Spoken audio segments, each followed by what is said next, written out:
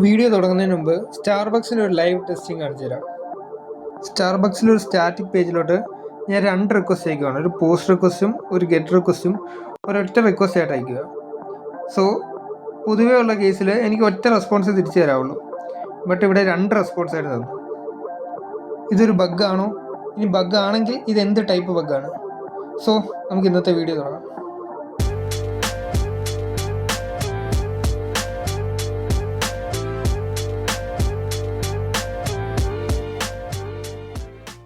ഇത് നമ്മുടെ bug bounty സീരീസിലെ 3rd വീഡിയോ ആണ്. ഈ പ്ലേലിസ്റ്റിൻ്റെ ലിങ്ക് ഞാൻ ഡിസ്ക്രിപ്ഷനിൽ കൊടുത്തേക്കാം. ഈ സീരീസിലെ ഫസ്റ്റ് വീഡിയോയിൽ നമ്മൾ വെബ് ബേസിക്സും പ്രോക്സികളും റിക്വസ്റ്റിൻ്റെ ബേസിക്സും പലതരം റിക്വസ്റ്റുകളും ഒക്കെയാണ് നോക്കിയത്. അതിൽ ലാസ്റ്റ് പാർട്ടിൽ ഞാനൊരു യുണീക്ക് മെത്തേഡ് ഓഫ് ഹണ്ടിങ്ങും പറഞ്ഞായിരുന്നു. നിങ്ങൾ ബേസിക്സ് എല്ലാം ക്ലിയർ ആയി കഴിഞ്ഞാൽ ഒരു ബഗ് ടൈപ്പ് യൂസ് ചെയ്ത് അതിൽ ഡെപ്തിൽ പഠിച്ച് അത് റിലേറ്റഡ് ഫങ്ഷനാലിറ്റീസ് ഹണ്ട് ചെയ്യാൻ. ഇന്നത്തെ വീഡിയോയിൽ നമ്മളൊരു ബഗ് ടൈപ്പിലാണ് ഫോക്കസ് ചെയ്യുന്നത്. ഏതൊക്കെയാണ് ഒരു ബിഗിനർ ലെവലിൽ പഠിക്കാൻ എളുപ്പമുള്ള ബഗ്സ് എന്നും പറയാം. വീഡിയോയിലോട്ട് കിടക്കുന്നതിന് മുമ്പ് ഇതാണ് ചാനലിൻ്റെ ഇൻസ്റ്റഗ്രാം പേജ്, പിന്നെ ഇതെൻ്റെ ഗിറ്റ്ഹബ് പേജാണ്. ഇതിൽ website related vulnerabilities, CTF, bug bounty, reverse engineering അത് റിലേറ്റഡ് ആയിട്ടുള്ള റൈറ്റപ്സും ബ്ലോഗുമാണ്. സോ ഇതിൻ്റെ ലിങ്കും ഡിസ്ക്രിപ്ഷനിലുണ്ട്, അല്ലെങ്കിൽ ചാനലിൻ്റെ ലിങ്ക് സെക്ഷനിലും ഉണ്ട്. ബഗ് ബൗണ്ടി റിലേറ്റഡ് ഞാൻ എഴുതിയൊരു ബ്ലോഗും കൂടെ കാണിച്ചു തരാം. അതിൽ ടൂൾസും പിന്നെ ഈ ബഗ് ഹണ്ടിങ്ങിന് യൂസ് ചെയ്യുന്ന റിസോഴ്സസും ഒക്കെയുള്ള ബ്ലോഗാണ്. ഇതിൻ്റെ ലിങ്കും ഡിസ്ക്രിപ്ഷനിൽ കൊടുത്തേക്കാം. സോ നമുക്ക് വീഡിയോയിലോട്ട് കിടക്കാം. Bug bounty purely skill based ആണ്. സോ നിങ്ങളിടുന്ന ടൈമും എഫേർട്ടും പോലെ ഇരിക്കും നിങ്ങൾക്ക് കിട്ടുന്ന റിസൾട്ടും. ഇത് പോർട്സ്ഫിഗറിൻ്റെ വെബ്സൈറ്റാണ്, ഈ ബർബ്സ്യൂട്ട് ടൂളിൻ്റെ ക്രിയേറ്റർ.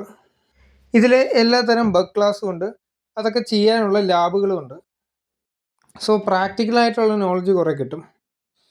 ഇതിൽ നിങ്ങൾക്ക് കുറച്ചും കൂടെ മനസ്സിലാവുന്ന ഏതെങ്കിലും ബഗ് ടൈപ്പ് എടുത്ത് പഠിക്കുക. ലൈക്ക് ഒരു ബിഗിനർ ലെവലിൽ നിങ്ങൾക്ക് എളുപ്പമായിട്ടുള്ളത് XSS, ക്രോസ് സൈറ്റ് സ്ക്രിപ്റ്റിംഗ്, പിന്നെ ഐഡോർ പോലുള്ള ബഗ്ഗാണ്, അല്ലെങ്കിൽ ബിസിനസ് ലോജിക് വൾനറബിലിറ്റി ഉണ്ട്. അതൊക്കെ വളരെ ബിഗിനർ ഫ്രണ്ട്ലി ആണ്, പെട്ടെന്ന് തന്നെ നിങ്ങൾക്ക് കോൺസെപ്റ്റ് മനസ്സിലാവും. സോ ഏതെങ്കിലും ഒരു ബഗ് ടൈപ്പ് ചൂസ് ചെയ്യുക, അതിനെപ്പറ്റി വായിക്കാനും പറ്റും, പിന്നെ കുറേ ലാബുകളും ഉണ്ട്. അത് ചെയ്ത് കഴിയുമ്പോൾ ആ കോൺസെപ്റ്റ് കറക്റ്റായിട്ട് നിങ്ങൾക്ക് മനസ്സിലാവും. ഈ വീഡിയോയിൽ ഞാൻ ചൂസ് ചെയ്യുന്നത് HTTP റിക്വസ്റ്റ് സ്മഗ്ലിംഗ് ആണ്. അതൊരു അഡ്വാൻസ് ടോപ്പിക്കാണ്. അതെന്തിനാണ് നമ്മൾ ചൂസ് ചെയ്യുന്നതെന്ന് ചോദിച്ചാൽ, കുറച്ച് പാടുള്ള ടോപ്പിക്ക് പഠിച്ചാൽ അത് ഹണ്ട് ചെയ്യാൻ അറിയാവുന്നവരുടെ എണ്ണവും കുറവായിരിക്കും. സോ കോമ്പറ്റീഷൻ കുറവായിരിക്കും. കോമ്പറ്റീഷൻ കുറവുള്ളപ്പോൾ നമുക്കൊരു ബൗണ്ടി കിട്ടാനുള്ള ചാൻസും കൂടുതലാണ്. നമ്മൾ ഫസ്റ്റ് സ്റ്റാർബക്സിൻ്റെ ഒരു ലൈവ് ടെസ്റ്റിംഗ് കാണിച്ചില്ലേ, അതിൽ കാണിച്ച ബഗ്ഗാണ് HTTP റിക്വസ്റ്റ് സ്മഗ്ലിംഗ്. സോ നമുക്ക് ആ ബഗ് ക്ലാസ് കുറച്ചും കൂടെ ഡെപ്തി പഠിക്കാം. നിങ്ങൾക്ക് മനസ്സിലാവുന്ന രീതിയിൽ അത് ഞാൻ പറഞ്ഞുതരാം. എന്താണ് HTTP റിക്വസ്റ്റ് സ്മഗ്ലിംഗ്? നമുക്ക് ആക്സസ് ചെയ്യാൻ പറ്റാത്ത ഒരുപാട് പേജുകളുണ്ട്. ലൈക്ക് വേറൊരു യൂസറിൻ്റെ പേജ്, ഒരു അഡ്മിൻ പേജ്. അതൊന്നും നമ്മുടെ യൂസർ നെയിമോ പാസ്വേഡ് വെച്ച് നമുക്ക് ആക്സസ് ചെയ്യാൻ പറ്റില്ല. ബട്ട് റിക്വസ്റ്റ് സ്മഗ്ലിങ്ങിൻ്റെ കേസിൽ നമ്മുടെ നോർമൽ റിക്വസ്റ്റിൻ്റെ ഒരു കണ്ടൻ്റായിട്ട് നമ്മൾ അടുത്ത റിക്വസ്റ്റ്, ലൈക്ക് ഒരു അഡ്മിൻ പേജിലോട്ടുള്ള ഒരു റിക്വസ്റ്റ് അയക്കും. അപ്പോൾ സെർവർ അതിനെ 2 തരം റിക്വസ്റ്റ് ആയിട്ട് കണക്കാക്കി അതൊരു സെപ്പറേറ്റ് റിക്വസ്റ്റ് ആയിട്ട് കണ്ട് നമുക്ക് അതിൻ്റെ റെസ്പോൺസ് തരും. അതൊരു എക്സാമ്പിളായിട്ട് പറഞ്ഞതാ. നിങ്ങൾക്കിപ്പോൾ ഒന്നും മനസ്സിലായാലും കുഴപ്പമില്ല, അത് എന്താണെന്ന് നമുക്ക് ലൈവായിട്ടൊരു എക്സാമ്പിൾ വെച്ച് കാണിച്ചു തരാം. ഇങ്ങനെയാണ് നമ്മുടെ നോർമൽ റിക്വസ്റ്റ് വർക്ക് ആവുന്നത്. നമ്മൾ അയക്കുന്ന റിക്വസ്റ്റ് ഫ്രണ്ട് എൻഡിൽ നിന്ന് ബാക്ക് എൻഡിലോട്ട് പോയിട്ട് നമുക്കൊരു റെസ്പോൺസ് തരും. ഇതാണ് ഒരു നോർമൽ റിക്വസ്റ്റ്. സെൻഡ് ചെയ്ത് കഴിയുമ്പോൾ നമുക്കൊരു റെസ്പോൺസ് തിരിച്ചു തരും. പക്ഷേ റിക്വസ്റ്റ് സ്മഗ്ലിങ്ങിൻ്റെ കേസിൽ നമ്മുടെ നോർമൽ റിക്വസ്റ്റിൻ്റെ കൂടെ നമുക്ക് ആക്സസ് ചെയ്യേണ്ട ഒരു പേജിൻ്റെ റിക്വസ്റ്റും കൂടെ അയക്കും. ആ സെക്കൻഡ് അയക്കുന്ന റിക്വസ്റ്റിനെ ആ സെർവർ വേറൊരു റിക്വസ്റ്റ് ആയിട്ട് കാണും. ഒരു നോർമൽ സൈറ്റിൽ, ലൈക്ക് നമ്മുടെ ഒരു ബഗ് ബൗണ്ടി ടാർഗറ്റിൽ നമ്മൾ ഈ രണ്ടാമതായിട്ട് ഇട്ടേക്കുന്ന ഗെറ്റ് റിക്വസ്റ്റ് വേറൊരു നോർമൽ യൂസർ റിക്വസ്റ്റ് അയക്കുമ്പോൾ അതിൻ്റെ സ്റ്റാർട്ടായിട്ട് ഈ ബാക്ക് എൻഡ് ആഡ് ചെയ്യും. സോ ആ യൂസറിനൊരു ഇറർ കിട്ടും. ആ ഇററിന് പകരം നമുക്കവിടെ ഒരു XSS പേലോഡ് ഇഞ്ചെക്റ്റ് ചെയ്യാൻ നോക്കാം. സോ അങ്ങനെ നമുക്ക് ആ യൂസറിൻ്റെ സെഷൻ ടോക്കൺ എടുക്കാം, എന്നിട്ട് ആ യൂസറായിട്ട് നമുക്ക് മാറാൻ പറ്റും. അതാണ് ഈ ബഗിൻ്റെ ഒരു എക്സ്പ്ലോയിറ്റേഷൻ ലെവൽ. പലതരം എക്സ്പ്ലോയിറ്റേഷൻ ഉണ്ട്. വെബ് ക്യാച്ച്, പോയിസണിങ്, SSRF ഒക്കെ ഇതിൻ്റെ കൂടെ കമ്പൈൻ ചെയ്യാൻ പറ്റും. അതൊക്കെ നമുക്ക് വരുന്ന വീഡിയോ നോക്കാം. ഇപ്പോൾ എന്തുകൊണ്ടാണ് ഇങ്ങനെയൊരു ബഗ് നടക്കുന്നത്, അത് എങ്ങനെയാണ് അത് വർക്ക് ചെയ്യുന്നത്, അതിനെങ്ങനെ നമുക്ക് ഹണ്ട് ചെയ്യാമെന്നുള്ളതും നോക്കാം. ഈ ഒരു ഇമേജ് കണ്ടോ? ഇതിൽ ആ അറ്റാക്കർ അയക്കുന്ന ഓറഞ്ചാണ് നമ്മുടെ ആ സെക്കൻഡ് റിക്വസ്റ്റ്. അത് നോർമൽ യൂസർ അയക്കുന്ന ആ ഗ്രീൻ റിക്വസ്റ്റിൻ്റെ ടോപ്പിലോട്ട് ആഡ് ആവും. അപ്പം നമ്മൾ അയക്കുന്ന റിക്വസ്റ്റിൻ്റെ റെസ്പോൺസ് ഒരു നോർമൽ യൂസറിലോട്ട് പോകും. ആ റെസ്പോൺസിൽ ഒരു പേലോഡ് ഇൻക്ലൂഡ് ചെയ്താൽ ആ യൂസറിനെ നമുക്ക് അറ്റാക്ക് ചെയ്യാൻ പറ്റും. ഈ ബഗ് ഹണ്ട് ചെയ്യണമെങ്കിൽ നമുക്കിതിൻ്റെ ബാക്കിലെ ആർക്കിടെക്ചർ മനസ്സിലാവണം. ലൈക്ക് ഫ്രണ്ടിൻ്റെ എന്ത് നോക്കിയിട്ടാണ് ഈ ഡേറ്റ ബാക്കിലോട്ട് പാസ് ചെയ്യുന്നതെന്ന്. അങ്ങനെ നോക്കുമ്പോൾ മെയിനായിട്ട് വരുന്ന 2 കേസുണ്ട്. അതിലെ ഫസ്റ്റ് കേസാണ് ഫ്രണ്ട് എൻഡ് കണ്ടന്റ് ലെങ്ത് നോക്കും, ബാക്ക് എൻഡ് ട്രാൻസ്ഫർ എൻകോഡിങ് നോക്കും. സോ അത് എന്താണെന്നും എങ്ങനെയാണെന്നും നമുക്ക് നോക്കാം. സോ നമുക്ക് എക്സാമ്പിളിന് പോർട്സുഗറിൻ്റെ ഒരു ലാബ് എടുക്കാം. ഫസ്റ്റ് റൂട്ടിലോട്ടുള്ള ഗെറ്റ് റിക്വസ്റ്റ് നമ്മൾ റിപ്പീറ്ററിലോട്ട് സെൻഡ് ചെയ്യാം. ഇതിൽ കുറച്ച് ചേഞ്ചസ് വരുത്താനുണ്ട്. കാരണം ഗെറ്റ് റിക്വസ്റ്റിൽ നമുക്കൊരിക്കലും കണ്ടന്റ് ലെങ്ത് ഇല്ല. സോ നമ്മൾ അത് പോസ്റ്റ് റിക്വസ്റ്റ് ആയിരിക്കും. പിന്നെ റിക്വസ്റ്റ് ആട്രിബ്യൂട്ട് സെക്ഷനിൽ HTTP 1 തന്നെ അത് സെറ്റ് ചെയ്യണം. നമുക്ക് അധികം ആവശ്യമില്ലാത്ത കുറച്ച് ഹെഡേഴ്സ് ഞാൻ മാറ്റാം, പെട്ടെന്ന് കണ്ടാൽ മനസ്സിലാവാൻ. സോ കണ്ടോ, കണ്ടന്റ് ലെങ്ത് 0, ഒരു കണ്ടൻറ്റും ഇപ്പം നമ്മൾ കൊടുത്തിട്ടില്ല. നമ്മുടെ first case front end content length നോക്കും, അതായത് എത്ര ലെങ്ത് ഓഫ് കണ്ടന്റ് ആണ് അയക്കുന്നതെന്ന്. Back end content length check ചെയ്യില്ല, ട്രാൻസ്ഫർ എൻകോഡിങ് ചങ്ക്ഡ് എന്നുള്ള ഹെഡർ അത് നോക്കുന്നത്. സോ നമ്മുടെ ടാർഗറ്റിൻ്റെ ബാക്ക് എൻഡിൽ ഈ ആർക്കിടെക്ചർ ആണോ എന്നറിയാൻ നമ്മളൊരു റിക്വസ്റ്റ് അയക്കും. 3abcx, ഈ /r/n എന്നുള്ള ലൈൻ എൻഡിങ് ആണ്. അത് നിങ്ങൾ എഴുതേണ്ട ആവശ്യമില്ല, ഒരു എൻ്റർ കൊടുത്താൽ മതി, ഓട്ടോമാറ്റിക്കലി വന്നോളും. എന്നിട്ട് ഈ 3abc മാത്രം കണ്ടന്റ് ലെങ്ത് ആയിട്ട് അയക്കും.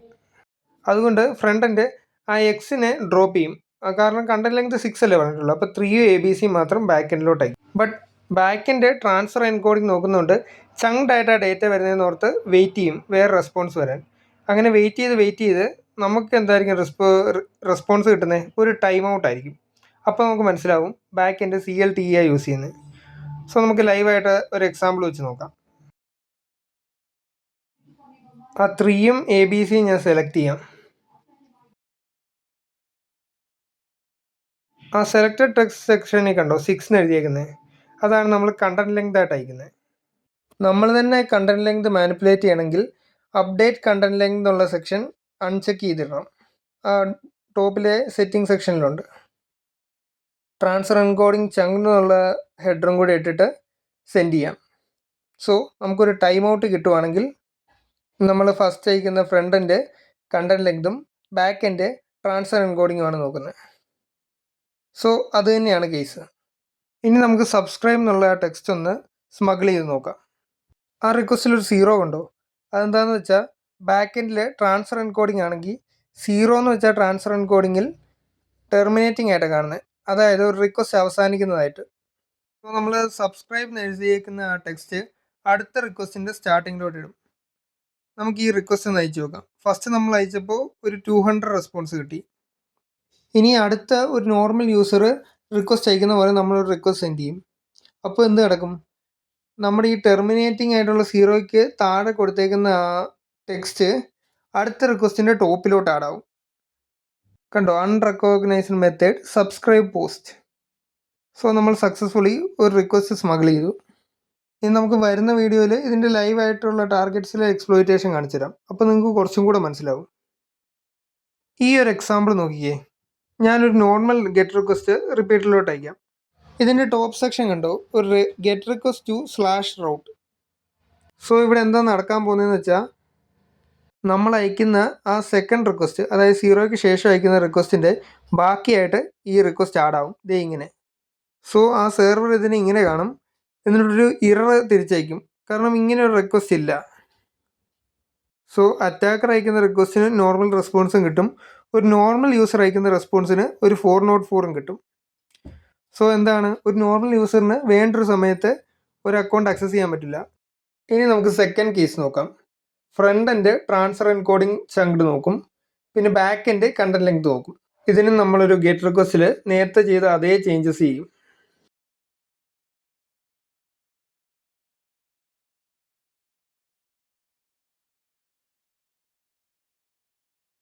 ഇവിടെ എന്താ പ്രശ്നം എന്ന് വെച്ചാൽ, ലൈക്ക് നമുക്ക് നേരത്തെ ചെയ്തപോലെ ഒരു 0 അയക്കാൻ പറ്റില്ല, കാരണം ഫ്രണ്ട് എൻഡിലാണ് ചെക്ക് ചെയ്യുന്നത്. സോ ഫ്രണ്ട് എൻഡിൽ 0യ്ക്ക് അപ്പുറം ഉള്ളത് എല്ലാം വേറൊരു റിക്വസ്റ്റ് ആയിട്ട് കാണും. സോ നമ്മൾ എക്സ് അയക്കുകയാണ്. എക്സ് എന്ന് വെച്ച് കഴിഞ്ഞാൽ ഒരു ഇൻവാലിഡ് ചങ്ക് സൈസ് ആയിട്ടാണ് കാണുന്നത്. അപ്പോൾ ഫ്രണ്ട് എൻഡ് ട്രാൻസ്ഫർ എൻകോഡിങ് ആണ് നോക്കുന്നെങ്കിൽ നമുക്കൊരു എറർ കിട്ടും, ഇതുപോലെ.